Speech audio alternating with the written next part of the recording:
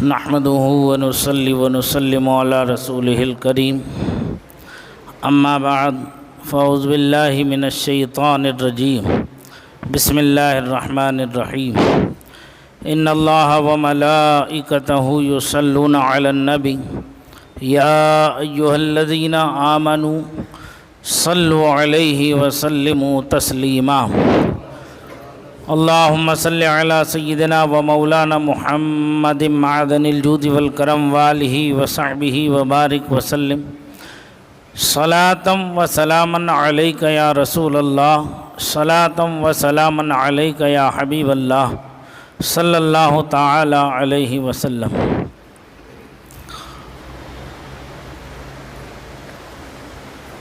حضرات کرام، پچھلے جمعے آپ حضرات نے اولاد کی تعلیم و تربیت سے متعلق چند گوشے سماعت کیے تھے۔ انشاءاللہ آج بھی انہی میں سے چند گوشوں کی طرف آپ کی توجہ کو مبذول کرانے کی کوشش کروں گا۔ آپ حضرات بغور سماعت کریں۔ اللہ تبارک و تعالی کی عطا کردہ نعمتوں میں ایک عظیم نعمت اولاد بھی ہے۔ اس کی اچھی تعلیم و تربیت کرنا اور اسے اچھے اخلاق سکھانا، اچھے آداب سکھانا، یہ ماں باپ کے لیے اولین فریضہ ہے، اور حصول علم کے لیے ماں کی گود سے لے کر قبر کی گود تک کوئی وقت متعین نہیں ہے ایسا کہ اسی عمر میں وہ علم حاصل کر سکتا ہے اور اتنی عمر ہونے کے بعد وہ علم حاصل نہیں کر سکتا۔ ایسا کوئی پیمانہ، ایسا کوئی آلہ ابھی تک جو ہے ایجاد نہیں ہوا۔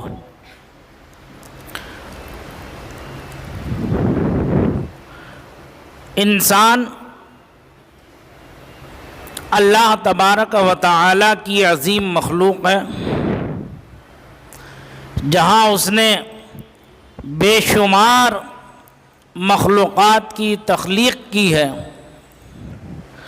انسان بنائے، چرند بنائے، پرند بنائے، حیوانات و نباتات بنائے، ذی روح بنائے، بغیر روح کے بنائے، جو بھی اللہ تعالیٰ نے پیدا فرمایا ان سب میں اللہ نے انسان کو اشرف المخلوقات کے تاج زریں سے نوازا ہے۔ وَلَقَدْ كَرَّمْنَا بَنِي آدم کا تاج اس کے سر پر اللہ نے سجایا ہے، اسے عزت بخشی، بلندی بخشی، مرتبہ عطا کیا، اور ساتھ ساتھ اسے عقل سلیم بھی عطا کی۔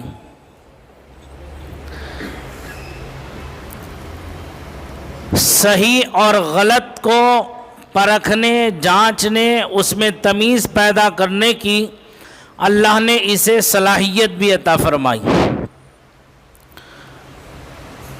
اور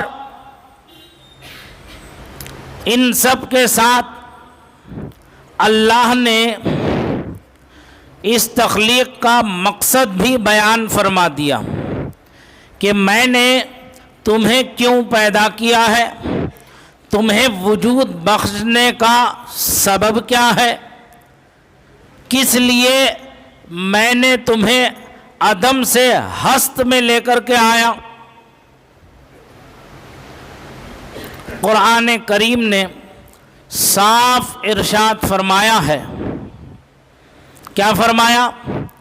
وَمَا خَلَقْتُ الْجِنَّ وَالْإِنسَ إِلَّا لِيَعْبُدُونَ، ہم نے جن و انس کو نہیں پیدا کیا مگر کیوں اس لیے کہ وہ عبادت کریں، بندگی کریں، میری حمد و ثنا بیان کریں، مجھے جانے، مجھے پہچانے کہ میں ان کا خالق ہوں، مالک ہوں، رازق ہوں، پالنہار ہوں۔ اسی کی طرف قرآن کریم کی پہلی سورت سورہ فاتحہ کے اندر پروردگار نے ارشاد فرمایا الحمدللہ رب العالمین، تمام خوبیاں ہیں عالم کے پالنے والے کے لیے۔ رب کا معنی ہے پالنے والا، پالنہار، تو اسے یہ شعور پیدا ہو جائے کہ میرا خالق، میرا مالک، میرا رازق، میرا پالنہار جو ہے وہ صرف اور صرف اور صرف اللہ وحدہ لا شریک ہے۔ سمجھ میں آ گئی بات؟ میری آواز جہاں تک پہنچ رہی ہے مائک کے ذریعے، ان تمام مصلیان مسجد غوث اعظم سے گزارش ہے کہ وہ وقت کی پابندی کے ساتھ مسجد میں تشریف لے آئیں۔ آتے دیر سے ہے، بعد میں جو ہے اعتراض یہ ہوتا ہے کہ صاحب وقت زیادہ ہو گیا۔ بات کا پہنچانا میرے ذمہ فرض ہے۔ جب بات زبان پر آتی ہے تو ظاہر سی بات ہے جب تک کہ وہ تکمیل تک نہ پہنچ جائے تو پھر کہنے کا بھی کوئی فائدہ نہیں ہے، سننے کا بھی کوئی مقصد حاصل نہیں ہے۔ 2-4 منٹ ادھر یا ادھر ہم دنیا کے کاموں میں گھنٹے گھنٹے تو لگا سکتے ہیں، لیکن اللہ کے گھر میں آنے کے لیے یہ انتظار ہوتا ہے کہ کب امام صاحب تکبیر کہیں گے نماز کی، اللہ اکبر۔ یاد رکھو جمعے کے دن ایک فرشتہ دروازے پر موجود ہوتا ہے اللہ تبارک و تعالی کی جانب سے، وہ ایک رجسٹر کھولے بیٹھا رہتا ہے، ہر آنے والے نمازی کا وہ نام میں ولدیت کے اندراج کرتا رہتا ہے۔ سمجھ میں آ رہی بات؟ وہ نام میں ولدیت کے اندراج کرتا رہتا ہے، کب تک؟ جب تک کہ خطیب خطبے کے لیے ممبر پر نہ پہنچ جائے۔ جب خطیب خطبے کے لیے ممبر پر پہنچ جاتا ہے تو وہ رجسٹر بند کر کے وہ خطبہ سننے کے لیے بیٹھ جاتا ہے، خطبہ سننے کے لیے بیٹھ جاتا ہے۔ اب آنے والوں کی کوئی حیثیت و اوقات اس کی نظر میں نہیں ہے، ان کا نام اس کے اندر اندراج نہیں ہوگا، اور پھر اگلے جمعے کو جب وہ آتا ہے تو وہ رجسٹر کھول کے بیٹھتا ہے، آنے والوں کی پھر فہرست سازی کرتا ہے۔ اب یہ دیکھتا ہے کہ اس میں سے جو پچھلے جمعے میں جو لوگ آئے تھے وہ اس جمعے میں بھی یہاں شامل ہیں کہ نہیں ہیں، اگر ہیں تو سبحان اللہ، اگر نہیں ہے تو ان کے حق میں وہ دعائے مغفرت فرماتا ہے، اے اللہ اگر یہ بندہ کہیں کسی الجھن کا شکار ہو گیا ہے، جو جمعے کے لیے آ نہ سکا تو اس کی اس الجھن کو دور فرما دے، کہیں کوئی مصیبت میں ہے، کوئی بیمار ہے، کوئی پریشان ہے تو اے اللہ اس کی اس پریشانی اور مصیبت کو دور فرما دے، وہ فرشتہ دعا فرماتا۔ اور اگر انتقال ہو گیا ہے تو اے اللہ تو اس کی بخشش و مغفرت فرما دے۔ یہ انعام ہے جمعے میں پہلے آنے والوں کے لیے۔ سمجھ میں آ رہی بات؟ اور ویسے بھی مسئلہ شرعیہ یہ ہے کہ جب اذان جمعہ ہو جائے، جمعے کی نماز کے لیے اذان ہو جائے تو اس وقت کاروبار سب بند کر دینا چاہیے۔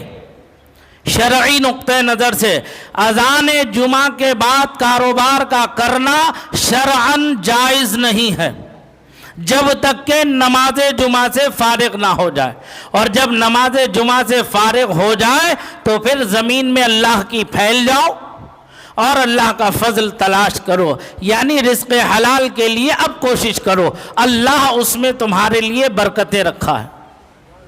سمجھ میں آ رہی بات؟ تو اس لیے کوئی صحابی دیر سے آ کر شکایت نہ کرے، اور نہ یہاں دروازے پر کسی سے زبان درازی کرنے کی کوئی ضرورت ہے۔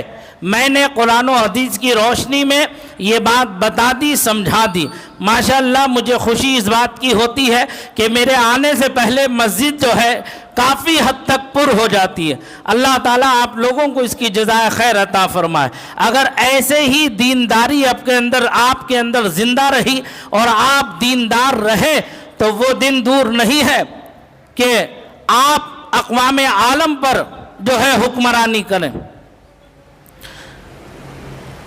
کامیابی تو تمہارا ہی نصیبہ ہے، سربلندی تو تمہارا ہی نصیبہ ہے، لیکن کیا کریں اس سستی اور کاہلی پر؟ ابھی تو وقت ہے چلے جاؤں گا، ابھی تو ٹائم ہے چلے جاؤں گا، ابھی تو 12:30 بجے، ابھی تو 12:40 ہو رہے ہیں، ارے ابھی تو 12:50 ہیں، جو ہے مفتی صاحب تقریر کر رہے ہوں گے، 1:15 بجے کے بعد کھڑے ہوں گے، چلو میں چلا جاؤں گا۔ شیطان جو ہے پیٹھ پہ ہاتھ پھیرتا رہتا ہے اور سلاتا رہتا ہے، تسلی دیتا رہتا ہے، یہاں تک کہ اس سے نماز جمعہ فوت ہو جاتی۔ اور جس نے جان بوجھ کر کے 3 جمعوں کو ترک کر دیا، اس نے کفر کیا، سمجھ میں آ رہی بات؟ اور سرکار نے فرمایا من ترک الصلاۃ متعمدا فقد کفر، جس نے جان بوجھ کر نماز چھوڑی اس نے کفر کیا۔ سمجھ میں آ رہی بات؟ اس لیے میری مسلیان مسجد غوث اعظم گرد حلی بنگلور سے مخلصانہ گزارش ہے کہ وہ وقت کی پابندی کریں، وقت سے پہلے مسجد میں آنے کی عادت ڈالیں۔ جتنی دیر مسجد میں بیٹھو گے اتنی دیر اللہ کی رحمت کے سائے تلے رہو گے۔ بات مجھے کہنا کچھ ہوتی ہے، لیکن کیا کروں، سمجھانا بھی بہت ضروری ہوتا ہے۔ تو میں بات کہاں کر رہا تھا؟ بولو، اب تقریر بعد میں کروں گا، پہلے جواب دو۔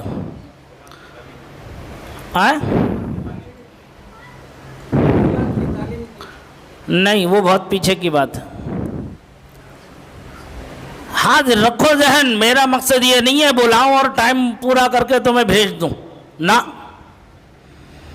جواب دو۔ بات میری بڑی کون سے جملے کے بعد؟ سبحان اللہ، ماشاء اللہ، دیکھو یہ ہے بات۔ فرشتہ جو ہے رجسٹر لے کر بند کر دیتا اور وہ دعائے بخشش و مغفرت اگلے جمعے میں کرتا ہے۔ تو کون نہیں چاہے گا کہ میرا نام فرشتے کے اس رجسٹر میں داخل ہو جائے؟ جو نہیں چاہتا وہ ہاتھ اٹھاؤ ذرا دیکھو۔ بھائی کوئی ہے نہیں چاہنے والا کہ اس رجسٹر میں نام نہ ہے؟ اور جو چاہتا ہے وہ ہاتھ اٹھاؤ دیکھو۔ دیکھو ماشاءاللہ سب چاہتے، اللہ کرے ہمارا بھی نام ان غلاموں میں شامل ہو جائے، ان نیک بندوں میں شامل ہو جائے، ہے نا؟ اسی کی تمنا، اسی کی آرزو رکھنا چاہیے ہمیشہ۔ تو کہو آئندہ فوراً مسجد میں تشریف لائیں گے وقت سے پہلے انشاءاللہ۔ جب آپ آتے ہو نا تو میرا دل چاہتا کہ میں کچھ پیغام پہنچا دوں، لیکن جب آتے آتے تمہیں دیر ہو جاتی ہے تو مجھے پیغام پہنچاتے پہنچاتے بھی دیر ہو جاتی ہے۔ جلدی کرو، جلدی آؤ، جلدی پیغام سنو۔ تمام عالم کا رب ہے، یہ وہ جان لے۔ حدیث پاک میں فرمایا من عرف نفسہ فقد عرف ربہ، جس نے اپنے آپ کو پہچان لیا اس نے اپنے رب کی معرفت کو حاصل کر لیا۔ انسان کے ذمے جو کام ہیں وہ 24 گھنٹے اگر وہ دنیا میں بھی الجھا رہے، مصروف رہے، لیکن پھر بھی وہ دیندار رہے گا۔ یہ اہل ایمان پر اللہ کا انعام و احسان و اکرام ہے۔ کیسے؟ سرکار فرماتے ہیں جس نے فجر کی نماز پڑھی، نماز پڑھنے کے بعد اس نے یہ نیت و ارادہ کر لیا کہ میں نماز ظہر بھی باجماعت ادا کروں گا تکبیر اولیٰ کے ساتھ۔ اب فجر کی نماز پڑھ کے وہ باہر نکل گیا، اپنے کاموں میں وہ مصروف و مشغول رہ گیا۔ اب جیسے نماز ظہر کا وقت آیا تو اس نے اپنے کام کو وہی چھوڑا، اور چھوڑنے کے بعد سیدھے مسجد کی طرف آیا، جماعت میں شامل ہو گیا۔ اب ظہر پڑھی، اس نے یہ نیت کر لی کہ نماز عصر بھی میں باجماعت تکبیر اولیٰ کے ساتھ مسجد میں ادا کروں گا۔ اب گیا، پھر اپنے کاموں کاج میں لگ گیا، دنیا کے بے شمار کام کرنے لگا، مارکیٹ گیا، کہاں گیا، کس سے لین دین کرنا تھا وہ سب کچھ کیا، سارا کاروبار کرتا رہا۔ پھر عصر میں مسجد میں آ گیا، پھر اس نے نماز پڑھ کے نیت کی کہ میں مغرب کی نماز بھی جماعت کے ساتھ ادا کروں گا۔ پھر پھر جا کر کام میں لگ گیا. ایسے ہی مغرب پڑھ کے عشاء کی نیت کی, عشاء کی نیت کر کے کاموں کاج سے فارغ ہو کر نماز عشاء میں آیا, نماز پڑھی, اب گھر گیا, دن بھر کا تھکا ہارا تھا, کھایا پیا سو گیا. نیت یہ تھی کہ جیسے فجر کی اذان میرے کان میں پہنچے گی میں انشاءاللہ عز و جل میں سب سے پہلے مسجد حاضر ہو جاؤں گا جماعت میں فجر کی نماز ادا کرنے. اللہ کے رسول صلی اللہ علیہ وسلم فرماتے ہیں وہ حالت نماز ہی میں رہا اگرچہ اس نے دنیا کے سارے کام کر لیے. اس سے بڑا انعام و اکرام اور احسان کیا ہوگا پروردگار کا؟ ذرا صرف نیتوں کا فرق ہے, پابندی کا فرق ہے. ہمیں جیسے وقت آ گیا اول وقت میں نماز پڑھ لی اور پھر اللہ کے فضل کو تلاش کرنے اس کی کائنات میں گھومتے پھرتے رہے. اب یہ ضروری نہیں ہے کہ آپ سٹی مارکیٹ میں کھڑے نماز پڑھنے کا وقت آ گیا تو مسجد غوث اعظم ہی آئیں گے پڑھنے کے لیے. نہیں, میرا مقصد یہ نہیں. جہاں پر آپ ہیں, جس علاقے میں آپ ہیں, وہاں مسجد ہے, امام ہر اعتبار سے صحیح ہے, عقیدے کے اعتبار سے درست ہے, تو اس کی اقتداء میں نماز ادا کر لو. اگر تمہیں کہیں شک و شبہ ہو تو اس سے بہتر یہ ہے کہ آپ اپنی نماز ادا کر لو وقت پر. سمجھ میں آ رہی بات؟ تو نماز اول وقت میں پڑھ لو, یہ ہے مقصد کہنے کا. پابندی کرو نماز کی. تو اللہ تعالیٰ نے جو بندوں کی تخلیق کی ہے اسی لیے کی کہ اس کی عبادت کرے, بندگی کرے, پرستش کرے.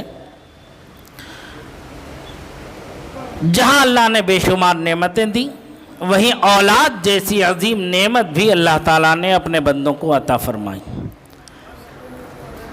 چند گوشے تو میں نے پیچھے عرض کیے تھے, اب چند گوشے یہ دیکھ لیں. جب بچے اس منزل میں آ جائیں پڑھنے لکھنے کے تو سب سے پہلے انہیں دینی تعلیم و تربیت دیں, اسلامی ماحول میں اسے ڈھالیں, اسلامی سانچے میں اسے سینچیں.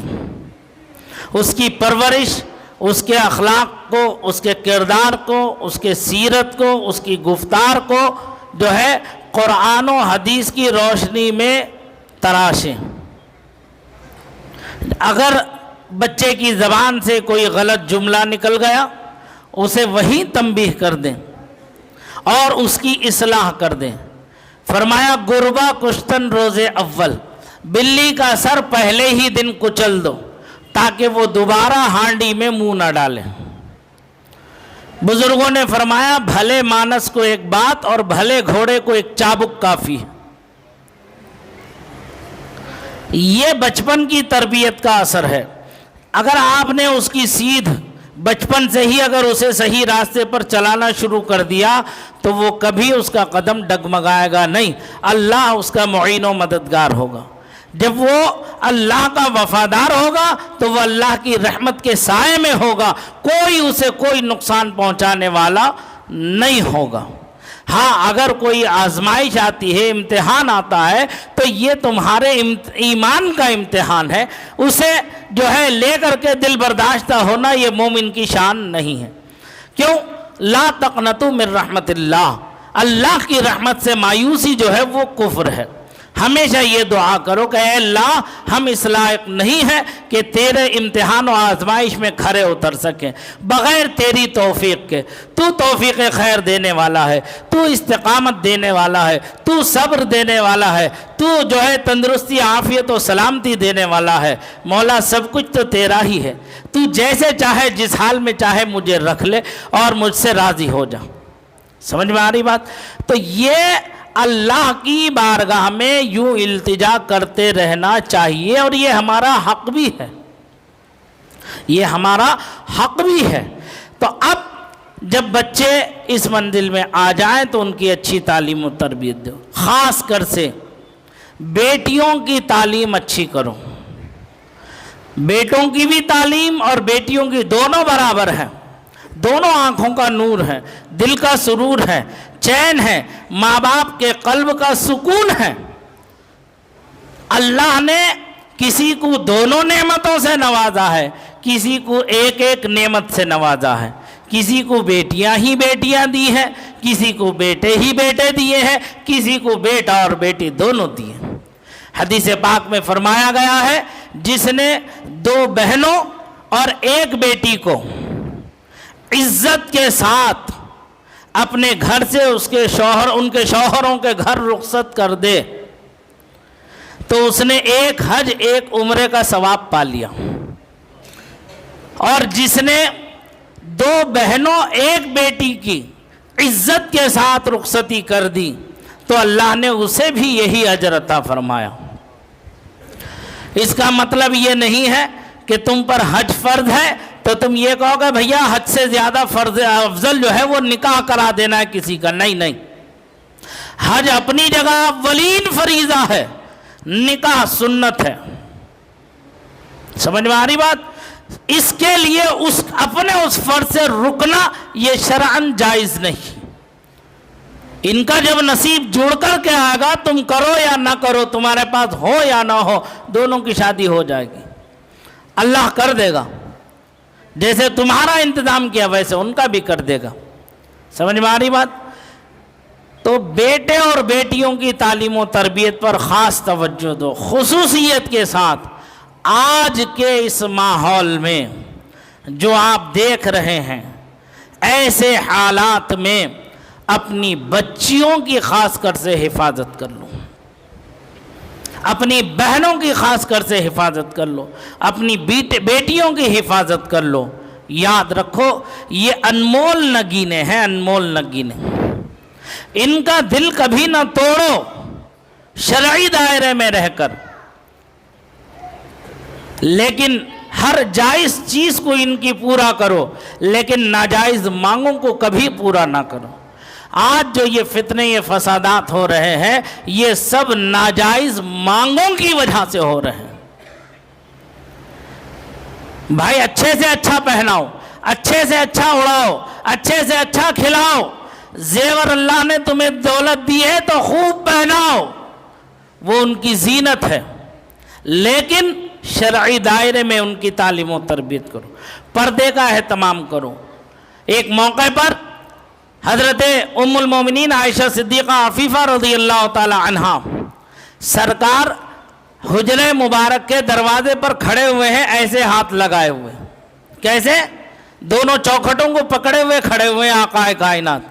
ام المومنین حضرت عائشہ جو ہے سرکار کے شانوئے مبارک پر اپنی ٹھوڑی رکھے ہوئے کھڑی ہیں، ایسے باہر کو دیکھتی ہوئی۔ کیا پیارا منظر ہوگا! سید المرسلین اپنی جگہ اعلیٰ و اولیٰ، لیکن حضرت عائشہ کے شوہر ہونے کی حیثیت سے اپنی جگہ جو ہے بے مثل و بے مثال۔ حضرت ام المومنین ٹھوڑی جو ہے سرکار کے شانوئے مبارک پر رکھے ہوئے کھڑی دیکھ رہی۔ اچانک اتنے میں ایک نابینا صحابی تشریف لیا۔ سرکار نے حضرت ام المومنین سے کہا صحابی آ رہے ہیں، فلاں آ رہے ہیں، تو ام المومنین نے کہا اے اللہ کے رسول وہ تو نابینا ہے۔ کیا کہا؟ اے اللہ کے رسول وہ تو نابینا ہے۔ تو معلوم ہے آقا نے کیا جواب دیا؟ ارشاد فرمایا وہ نابینا ہے، تم تو بینا ہو۔ وہ نابینا ہے، تم تو بینا ہو، دیکھنے والی آنکھیں رکھتی ہو۔ غیر محرم کو دیکھنا یہ درست نہیں ہے۔ اے عائشہ پردہ کرو۔ یہ پردے کے احکام کے بعد سمجھ میں آئی بات؟ تو جب ام المومنین کو سرکار تنبیہ فرما رہے تو ہماری بیٹیوں کی کیا حیثیت و اوقات، یا ہماری بیویوں کی کیا حیثیت و اوقات؟ سمجھ میں آ رہی بات؟ تو یہ چیز تعلیم و تربیت دیو اپنی بیٹیوں کو۔ آج اسکول کالج کے اندر جو کچھ ہو رہا ہے یہ بیان سے باہر ہے۔ کیسے کیسے واقعات رونما ہو رہے ہیں۔ اپنے گھر کی حفاظت کی ذمہ داری اللہ نے تمہارے اپنے اوپر رکھی ہے۔ کوئی حکومت کرے، ایڈمنسٹریشن کرے، یا کوئی محکمہ تمہاری حفاظت کرے، نہیں، سب سے پہلا فرض تو تمہارا اپنا ہے، وہ ان کی اپنی ذمہ داری ہے آئین کے مطابق معاملات کو سنبھالنا سدھارنا، لیکن شریعت کے مطابق اپنے گھر کے ماحول کو سدھارنا تمہاری ذمہ داری۔ سمجھ میں آ رہی بات؟ کیسے کیسے واقعات اور رونما حالات ہو رہے ہیں۔ ابھی 27 تاریخ کو دلی کی سرزمین پر ایک مسلم بچی رابعہ کے ساتھ جو بربرتا ہوئی، حیوانیت کا ننگا ناچ ناچا گیا، جس میں حکومتیں بھی ملوث ہیں اور ایڈمنسٹریشن بھی ملوث ہے وہاں کا، کتنی شرم کی بات ہے کہ وہ ایسے ظالموں کا ساتھ دے رہی ہیں۔ ملک جس ان کے اسی کردار نے ہمارے ملک کے سر کو شرم سے جھکا دیا۔ آج ہندوستان پوری دنیا میں بدنام ہے عصمت دری اور بلاత్కాری کے معاملے میں، یہ ایسے ہی ظالموں کی وجہ سے ہے۔ اس بچی کے ساتھ، وہ بھی کہاں کوئی عام بچی نہیں، وہ ڈی ایم کے آفس میں سول ڈیفنس میں کام کرنے والی 21 سالہ وہ بچی، جس کے ساتھ حیوانیت کا ننگا ناچ کیا گیا، تقریباً 50 سے 60 جگہ اس کے جسم کو گودا گیا اور اس کے سینے کو کاٹا گیا، اس کی شرمگاہ کو کاٹا گیا، اس کی گردن کو کاٹا گیا۔ کیا یہ انسانیت ہے؟ اس کے خلاف آواز اٹھانے والے ہمارے جہاں اپنے ہیں وہاں برادران وطن بھی ہمارے شامل ہیں، وہ قابل مبارکباد ہیں جو لوگ اس ظلم اور بربریت کے خلاف آواز اٹھا رہے ہیں۔ یاد رکھو، اگر ملک کو بچانا ہے تو ایسے ظالموں کے خلاف ہمیں کھڑا ہونا ہی پڑے گا اتحاد کے ساتھ، ورنہ وہ دن دور نہیں ہوگا کہ ان ظالموں کے یہ خونی پنجے ملک کے ہر ناگرک کے گلے کی طرف پہنچیں گے، اور جو آواز حق بلند کرے گا وہ کسی مذہب کا ماننے والا ہو، یہ اس وقت نہیں دیکھیں گے، یہ اس کی آواز کو دبانے کی کوشش کریں گے۔ ابھی بھی وقت ہے، جاگنا ہے، جاگ لے افلاک کے سائے تلے، حشر تک سوتا رہے گا خاک کے سائے تلے۔